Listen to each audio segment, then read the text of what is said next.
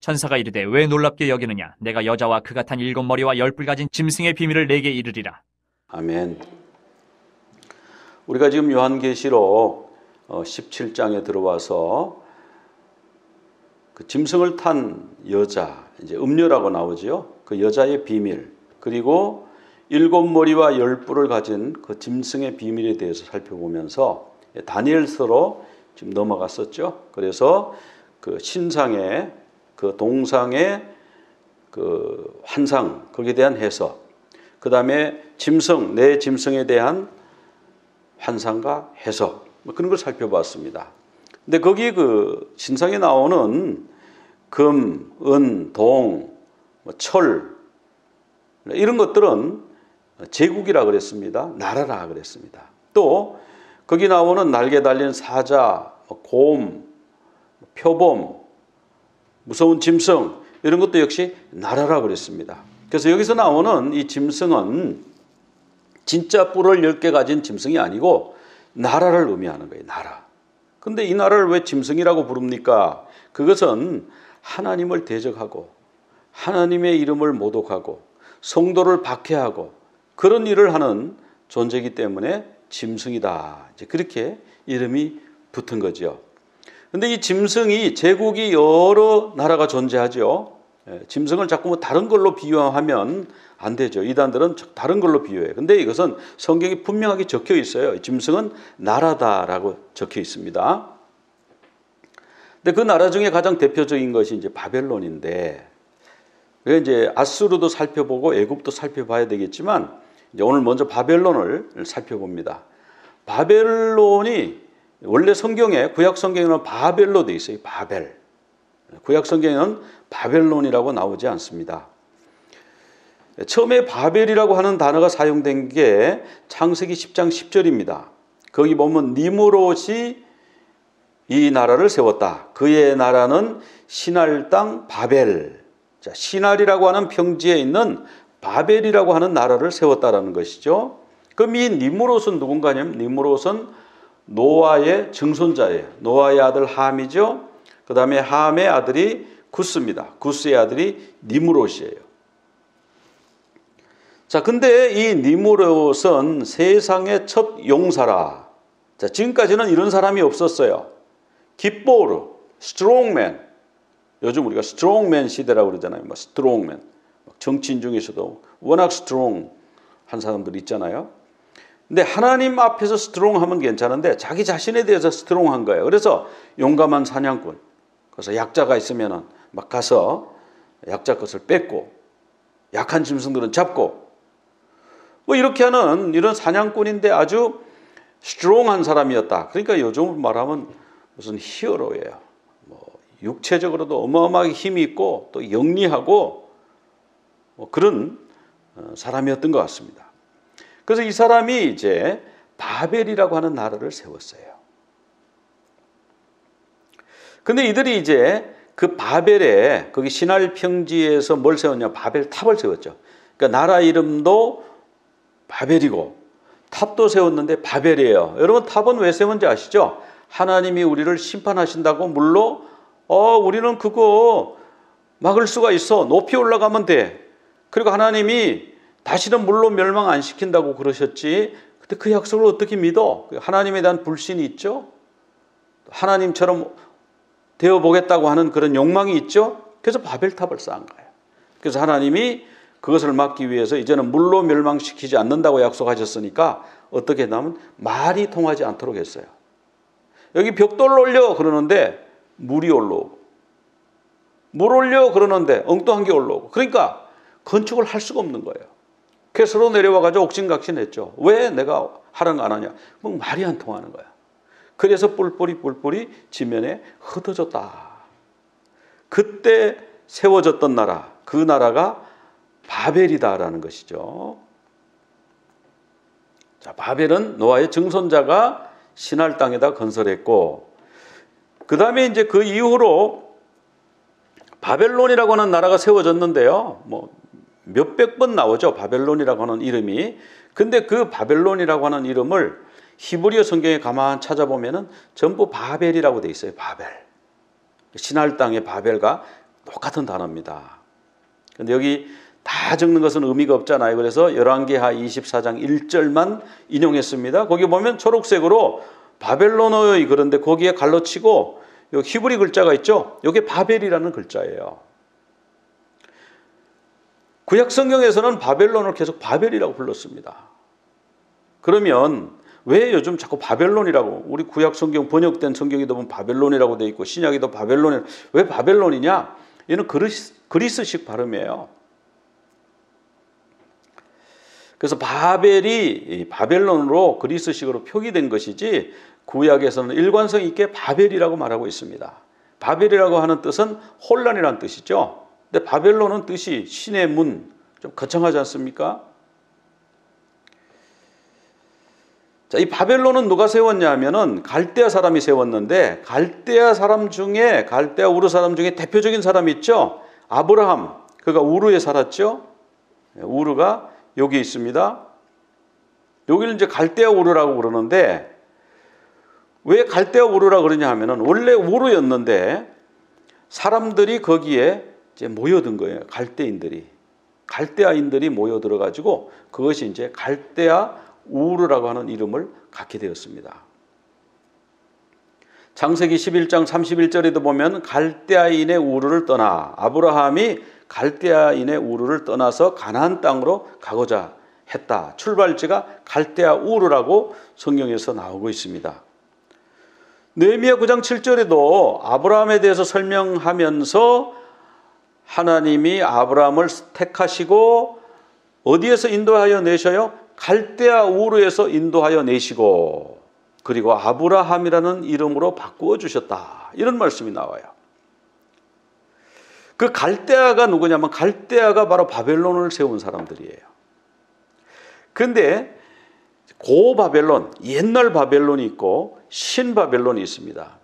그 바벨이라고 하는 이름이 그렇게 좋은지 이분들은 바벨이라는 이름을 계속 썼어요.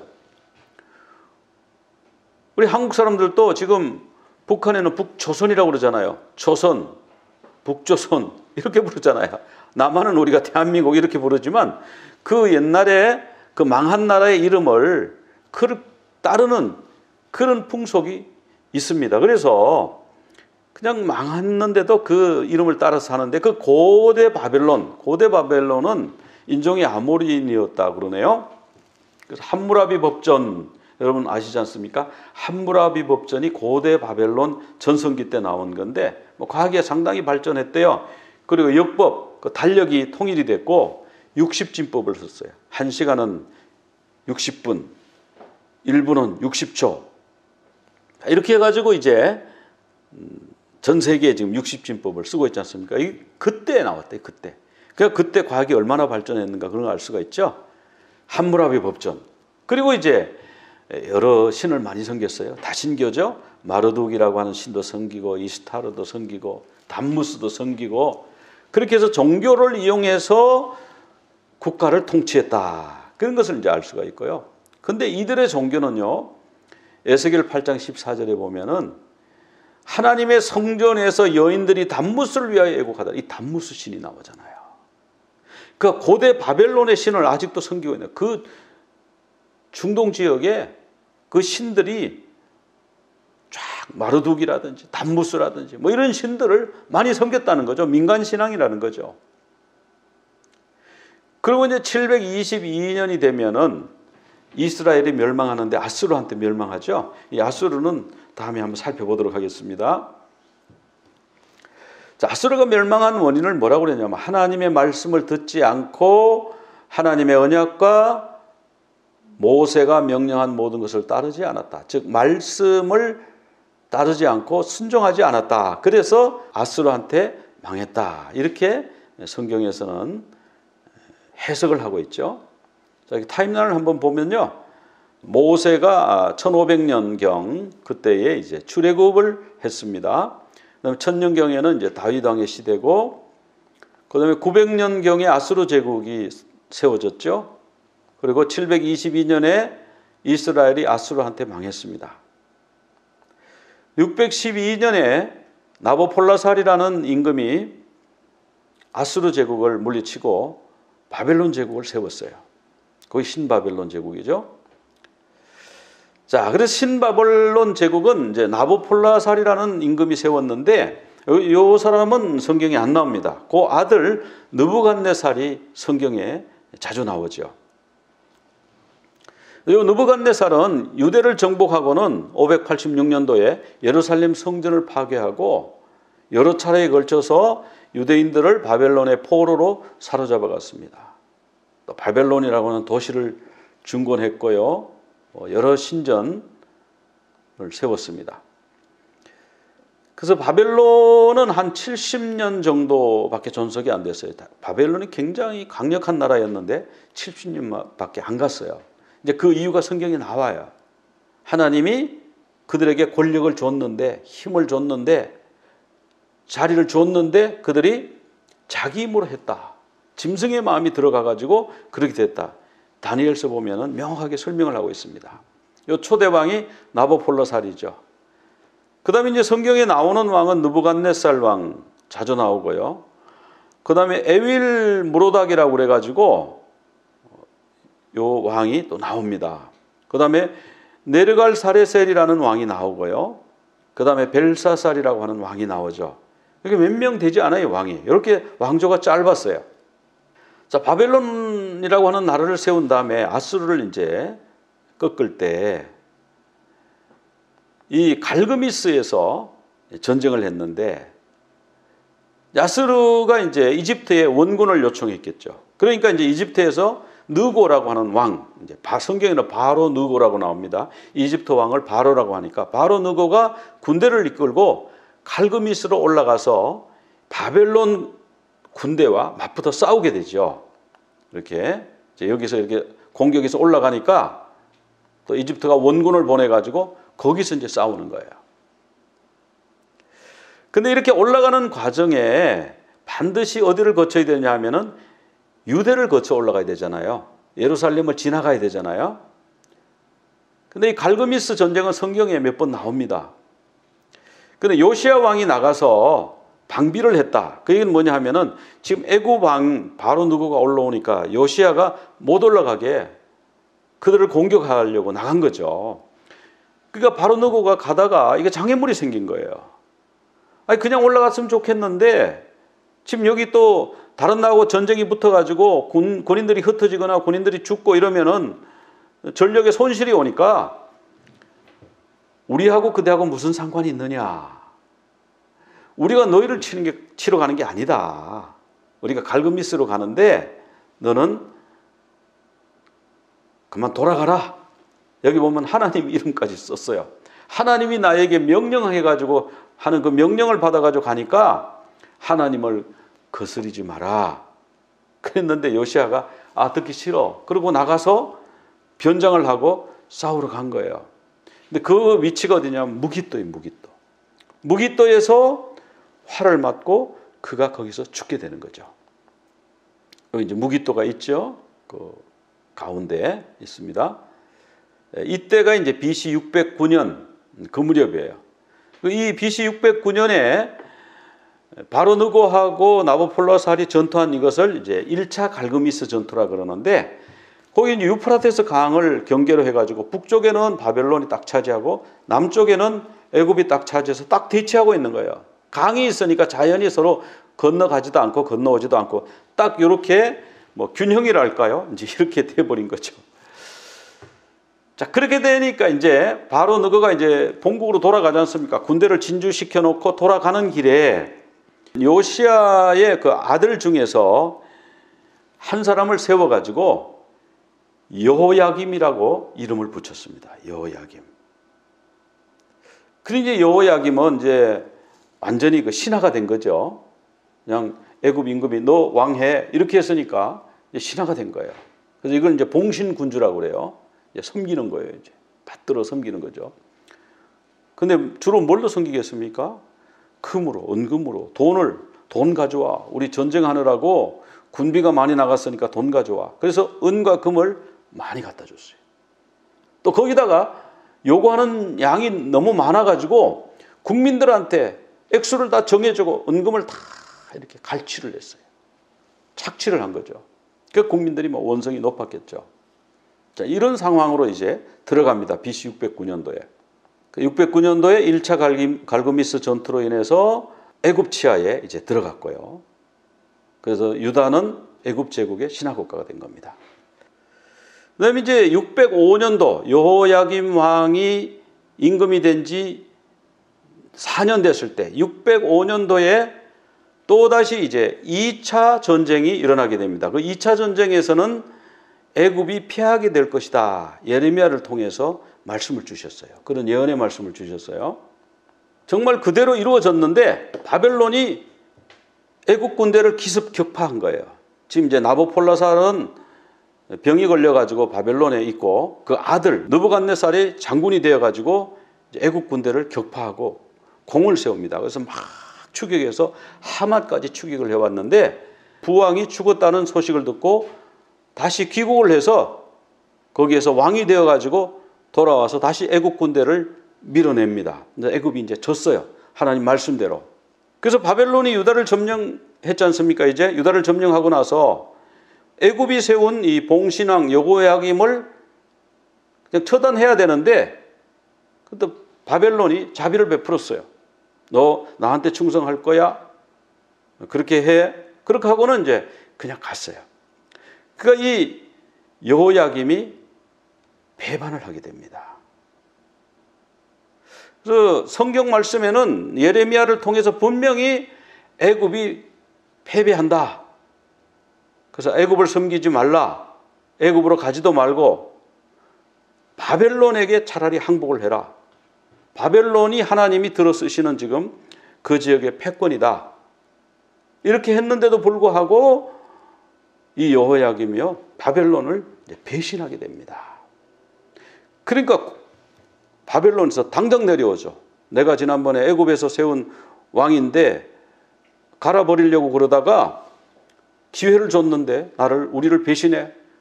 그래서 막 내려오니까요. 예루살렘 사람들이 너무너무 겁이 나가지고 왕을 죽여가지고는 예루살렘 문 밖에다 집어던졌어요. 이것도 성경에 나와 있는 그대로 이루어졌습니다. 예레미야 22장 19절에 그 예언의 말씀이 있어요. 그게 그대로 이루어졌어요. 그게 이제 597년입니다. 그때 이제 왕으로 여호야긴을 세우게 됩니다. 여호야긴을 왕으로 세웠는데 이 여호야긴도 바벨론에게 항복을 하지 않는 거예요. 그래서 3개월을 바벨론군이 포위를 해가지고 있다가 결국은 이제 항복을 했죠. 그래서 바벨론의 포로로 잡아가 버렸어요.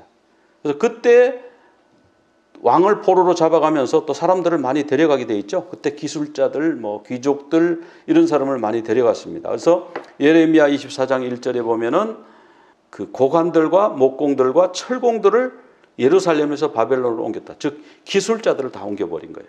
그러니까 산업이 다 무너지는 거예요. 그러니까 농사 외에는 다른 산업, 건축을 한다든지 무기를 만든다든지 이런 사람들하고 행정관료, 노련한 사람 이런 사람들 다 잡아가 버렸어요. 그게 이제 597년입니다. 597년에 그 여호야긴을 끌고 가고 그리고 나서 그의 삼촌인 시드기야를 봉신군주로 세웠어요. 그런데 이 시드기야가 바벨론에 대해서 그냥 항복하고 그냥 따르라고 예레미야가 계속 이야기를 하는 거죠. 바벨론에 항복하는 게 좋습니다. 그런데 그 반대하는 사람이 더 많습니다. 애굽이 더 강하다. 애굽이 우리를 지켜줄 수 있다. 그래서 시드기야가 그들의 말을 듣고 예레미야의 말을 듣지 않는 겁니다. 그런데 예레미야는 하나님 말씀을 바로 전했는데 거짓 선지자가 많이 있어요. 수가 압도적으로 많습니다. 거짓 선지자가. 그런데 거짓 선지자는 하나님이 이 예루살렘을 망하게 하실 리가 없다. 하나님의 성전이 있지 않냐. 저기 봐라 하나님의 성전이 있는데 하나님이 저 성전을 망하게 하시겠어? 성전이 있기 때문에 망하지 않는다. 예레미야가 가짜다. 예레미야는 혼자서 하나님 말씀을 전하면서 많은 고초를 받은 것을 여러분 성경을 통해서 아시리라고 믿습니다. 그래서 이들이 결국은 이제 애굽 쪽으로 붙는 거예요. 애굽에 사신을 보내가지고 애굽에 군대를 보내주십시오. 우리를 지켜주십시오. 이렇게 했다는 말이죠. 에스겔 17장 15절에 보면 나오죠. 사절을 애굽에 보낸 거예요. 그래서 말을 보내주십시오. 군대를 보내주십시오. 그러니까 바벨론이 가만히 있겠냐고요. 예레미야는 계속 왕에게 이렇게 얘기합니다.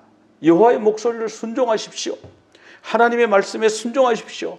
그러면 왕이 복을 받고요, 생명을 지킵니다. 그리고 이스라엘 백성도 평안해집니다. 그냥 개개인의 삶을 들어가서 그들이 다 빼앗고 초토화시키고 그러지 않아요. 그냥 왕이 그냥 항복하면 그냥 왕에게 지위도 주고 왕이 복을 받을 겁니다. 만약에 그 반대로 하면 왕과 왕의 여자들, 궁중에 남아있는 그 여자들이 다 바벨론으로 끌려가 가지고 다 그 고관들의 몸종이 될 겁니다. 그리고 우리나라를 공격해서 예루살렘 성벽을 다 허물어버리고 불을 지르고 많은 사람들이 죽게 되고 초토화됩니다. 그러니까 하나님 말씀에 순종하십시오. 그랬는데 시드기야는 그 말을 안 듣는 거죠. 왜? 아니라고 하는 사람이 너무 많은 거예요.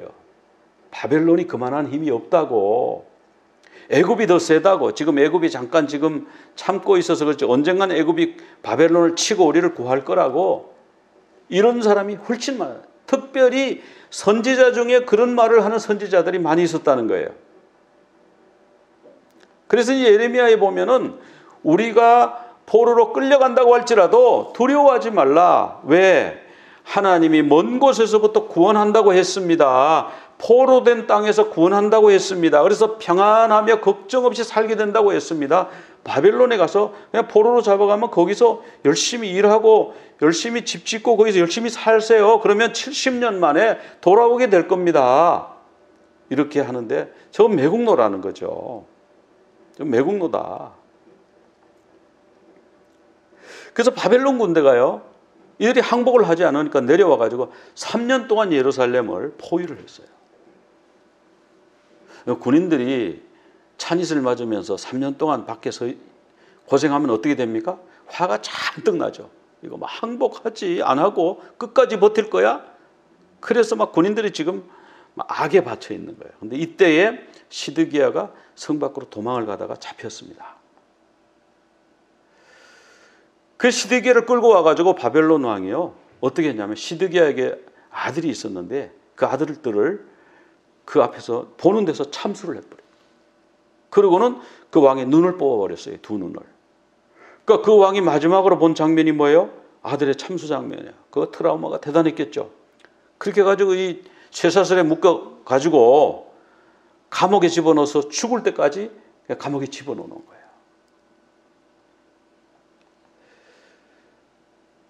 그러니까 예레미야가 말씀한 대로 예언한 그대로 됐죠.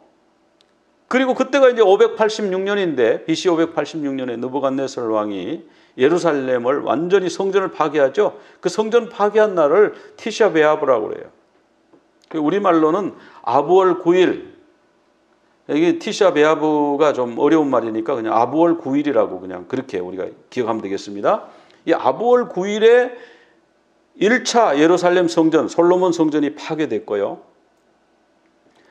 두 번째 성전, 두 번째 헤롯이 대대적으로 지었지 않습니까? 그 두 번째 성전이 AD 70년에 로마 타이터스 장군에 의해서 8만 명의 병력을 이끌고 와가지고 5개월 동안 예루살렘 성을 포위하고 있다가 성전을 회파를 했는데 그날 또 아부월 9일이라는 거예요. 여러분 무슨 전율이 느껴지지 않습니까? 하나님이요, 성전을 같은 날 두 번이나 무너뜨리셨어요. 이게 무슨 뜻일까요? 그리고요, 구약에 예언된 것이 오늘날 신약 시대니까 아무 상관이 없다고요. 하나님이 구약에서 성전 파괴한 날 신약에서 똑같이 같은 날 파괴시키셨잖아요. 그러니까 구약이니까 이제 은혜 시대니까 지나간 거다. 그건 안 봐도 된다. 아니라는 거 알 수 있죠. 그죠? AD 70년이면 예수님 돌아가시고 승천하신 지 오래됐잖아요. 한 30년, 40년 지난 그때에 신약 기록되는 그때에 예루살렘 성전이 또 한 번 파괴가 된 겁니다. 그때는 돌 하나도 돌 위에 남지 않고 완전히 초토화됐어요. 바벨론에 의해서도 완전히 초토화됐어요. 집마다 다 불을 지르고 성벽을 다 허물어 버리고 이런 일이 있었다는 거죠. 그래서 BC 586년에 1차 성전 파괴가 있었고요. 그리고 이제 그달리아라고 하는 사람을 총독으로 세웠어요. 여기서 이게 이제 끝이 아닙니다. 사람들이 바벨론 사람을 미워하니까 바벨론 사람이 세운 그달리아 총독을 죽여버린 거예요. 그러니까 바벨론이 또 화가 난 거야. 그래가지고 이제 4차 포로, 성전 무너질 때 3차 포로 잡아갔고요. 네 번째로 사람을 잡아. 이제는 뭐 거기에 예루살렘에 남아있는 사람이 별로 없는 거예요. 이제 이미 피신 갔고요. 일부는 애굽으로 피신을 가버렸고, 그 남아있는 사람들 중에는 뭐 그냥 길거리 떠도는 사람, 요즘 우리식으로 말하면 홈리스 이런 사람들 붙들어가. 너 집이 없어서 나다니는 거지? 이 집에 너가 들어가 살아. 너 땅이 없어? 너 그럼 이 땅 너가 경작해. 이런 식으로 나누어 줬대요. 그 정도로 사람이 없도록 완전히 초토화되었다. 자, 이 하나님은 바벨론 제국을 들어 쓰셨는데, 잠깐 들어 쓰셨는데, 그걸 빨리 읽고 하나님 말씀대로 바벨론 제국에 그냥 따라갔으면 덜 고생하잖아요. 근데 그렇게 이스라엘 백성들이 끝까지 하나님 말씀을 듣지 않았어요. 그러니까 하나님이 좋은 나라든지 나쁜 나라든지 간에 하나님이 이 나라를 주관하시잖아요. 역사를 주관하시잖아요. 근데 그런 역사를 주관하시는 하나님의 뜻을 바로 알아가지고 잘 순종을 해야 되는 거죠. 그래서 이제 4차까지 공격을 당한 다음에 이 유대는 완전히 사마리아보다 등급을 낮춰가지고 사마리아의 속주로 소속이 되는 그런 일이 있었습니다. 그렇게 기세등등하고 이스라엘을 아주 철저히 4번에 걸쳐서 이 파괴한 바벨론 70년 만에요. 망해버렸어요. 539년에. 바사왕 고레스한테 망해버린 거예요. 자, BC 539년에 보면은 그 갈대아 왕 벨사살이 1000명의 고관들과 왕후와 후궁들을 불러 모아놓고 술을 막 마시죠. 그런데 그때 또 허풍을 떨고 싶었던 거예요. 그래서 저기 예루살렘에서 가져온 그 여호와 신의 신전에 그릇을 가져와라. 그래서 그 그릇으로요, 하나님 앞에 제사 드리는 그 그릇으로 술을 따라가지고 후궁들도 마시고 막 거기에 막 다 마시고 막 그냥 호호하하 할 때에 어떤 일이 있었습니까? 그때 손이 나와가지고 글씨를 막 거기다 썼잖아요. 메네메네 데겔로 바르신, 너는 이제 끝났다.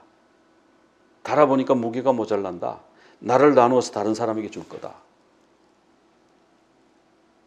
그렇게 해서 벨사살이 막 벌벌벌벌 떨 때 그날 밤에 암살당했잖아요. 그 다니엘 2장에 보면은 그 신상에 대한 환상이 나오고 7장에 보면은 그 짐승에 대한 환상이 나오죠. 그게 다 제국에 대한 얘기다. 그런데 이 바벨론의 멸망에 대해서 계시록에서 여러 번 예언했는데요. 계시록 8장 8절에서는 이런 말씀이 나와요. 둘째 천사가 나팔을 부으니까 불붙는 큰 산 같은 것이 바다에 든다. 그래서 사람들이 이거 뭐 핵무기냐 뭐냐 지금 해석이 분분해요. 근데 핵무기가 불붙는 큰 산일까요? 근데 성경에 보면 불붙는 산이라는 말씀이 나와요. 불탄 산으로 나오는데요. 예레미야 51장 25절에 보면 멸망의 산아, 온 세계를 멸하는 멸망의 산아, 내가 너를 불탄 산이 되게 할 것이다. 불탄 산 나오죠? 불붙는 큰 산이 나오죠? 근데 이 불탄 산이라고 왜 바벨론을 그랬을까? 바벨론 사람들이 아까 신들을 신들을 섬기면서 그 신전들을 많이 만드는데 그 신전들이 산처럼 생긴 거예요. 그래서 그걸 현대 말로는 그걸 지구라트라고 그러지 않습니까? 지구라트라는 뜻은 하늘의 산 이런 뜻인데, 불붙는 큰 산은요 바벨론을 의미하는 거예요. 바벨론이 그럼 왜 산인가? 이 그림을 보면 산처럼 생겼죠? 지구라트. 바벨탑도 이런 지구라트 중에 하나일 것이라 그럽니다. 하늘의 산이라 뜻이죠. 그런데 계시록에 오면 이미 망해버리고 없는 계시록 시대에는 바벨론이 없는데도 바벨론에 대해서 계속 말씀하는 거예요. 바벨론이 있다고 그러고. 이게 뭡니까? 베드로전서 5장 3절에 함께 받은 바벨론에 있는 교회. 이 바벨론에 있는 교회가 뭘까요? 로마입니다. 왜? 바벨론은 하나님의 성전을 파괴했던 나라예요.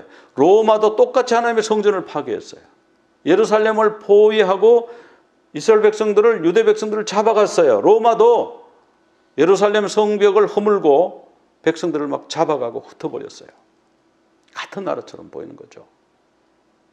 그 성격이나 특성은 같은 나라입니다. 또 제국이기도 하고. 근데 하나님을 대적하고 하나님의 백성을 박해하고 하나님의 성전을 무너뜨린 그 나라 바벨론에 대해서 멸망선을 하게 되죠. 무너졌다 무너졌다 큰 성 바벨론이요. 여러 군데에서 바벨론이 무너질 것을 말씀하고 있죠. 바벨론이 처음에는 하나님의 쓰임을 받았어요. 그러니까 바벨론 왕에게 그 신상의 환상도 보여주셨죠. 그런 꿈을 꾸게 하셨죠. 그 다니엘이 거기 가서 섬기게 하셨죠. 얼마 동안 하나님의 백성들을 잘 데리고 있다가 돌려보내면 되는 역할 아니에요? 그런데 그가 이야, 이 내가 한 일을 좀 봐라. 이 제국이 얼마나 크냐. 이 도시가 얼마나 대단하냐. 그런 마음을 가졌을 때에 짐승의 마음이 들어왔다. 짐승의 스피릿이 들어왔다. 즉 음녀가 들어왔다. 계시록 표현으로 하면. 그래서 그가 들짐승처럼 되어가지고 찬짓을 맞으면서 풀 뜯어 먹으면서 7년을 살았다. 그런 말씀이 나오지 않습니까? 그런데 왜 당신은 그 왕들의 후손이 되어가지고 하나님의 성전의 기물에다가 그 성구에다가 술을 따라서 마시고 엉터리 우상들에게 영광을 돌립니까? 그래서 하나님이 이제 왕을 더 이상 버리기로, 나라를 쪼개서 다른 나라로 주시기로 작정했다는 뜻입니다. 메네메넬 데겔 우바르신 손가락이 나와서 글을 썼습니다. 그래서 그날 밤에 벨사살 왕이 죽임을 당했어요. 그리고 메데 바사가 나라를 승계했습니다. 자, 우리가 바벨론 제국에 대해서 우리가 성경에 나오는 걸 다 살펴보지는 못했어요. 대략 이제 이스라엘과의 관계에서 하나님과의 관계에서 어떻게 했는가 하는 걸 살펴봤는데, 자, 바벨론이 70년밖에 안 갔어요. 왜 그렇게 됐죠? 내가 내 능력으로 이런 생각을 했기 때문이었습니다. 짐승의 스피릿이 들어가서 그래요. 이 세상을 주관하는 분이 누군가? 나인가? 아니면 하나님인가? 그거에 대해서 하나님이 물으시는 거예요. 그 이 세상의 주권이 누구에게 있느냐? 우린 여기에 대해서 대답할 수 있어야 돼요. 우리 집의 주권이 누구에게 있는가? 내가 경영하는 회사의 주권이 누구에게 있는가? 국가에게 있다? 그건 공산주의가 되는 거예요. 이건 내 거다? 하나님이 그렇게 기뻐하시겠습니까? 하나님의 것이다. 우리 빈손 들고 왔잖아요. 맨몸으로 왔잖아요. 근데 이 땅에서 이만큼 누리는 거 하나님 내게 주신 복으로 알아야죠. 은혜로 알아야죠. 내가 주인이라고 자처할 때에 짐승의 스피릿이 들어가 버리는 거예요. 음녀가 그를 올라타 버리는 거예요. 그래서 신성모독, 하나님을 모독하게 되고 하나님을 대적하게 되고 하나님의 백성을 박해하게 되고 그 결과는 영원한 불못에 들어가게 되는 것입니다. 우리는 청직이에요. 올 때 빈손 들고 왔어요. 갈 때도 빈손으로 갈 거예요. 이 땅에 있는 동안에 우리가 누리고 소유한 모든 것은 내 것이 아니고 주님의 것이에요. 주님의 것을 관리하는 선한 청지기로서, 어린 양의 신부로서 준비되는 그런 여러분들이 다 되시기를 간절히 축원합니다. 기도드리겠습니다. 하나님 아버지, 주님께서는 역사와 우주를 주관하시는 하나님인 것을 오늘 말씀을 통해서 다시 한번 확인했습니다. 바벨론 제국이 하나님의 선민을 잘 데리고 있다가 70년 만에 돌려보내면 되는 그 귀중한 책임을 맡았을 때에 자기의 능력과 자기의 권세로 이 큰 일을 이루었다고 생각할 때에 그가 짐승의 스피릿을 받은 걸 봅니다. 주님, 저희들은 짐승의 스피릿, 음녀의 스피릿 받지 않도록 도와주시고 겸손하게 하나님 앞에 하나님만이 나의 주인이십니다. 하나님만이 나의 왕이십니다. 고백하는 우리 모두가 다 되도록 주님 도와 주시옵소서. 예수 그리스도 이름으로 기도드리옵나이다.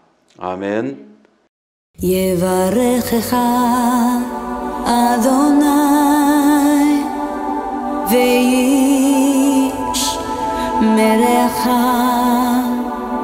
יאר אדוני פניו אליך והוניקה, יישא אדוני פניו אליך ויעשה לך שלום, ויעשה לך שלום.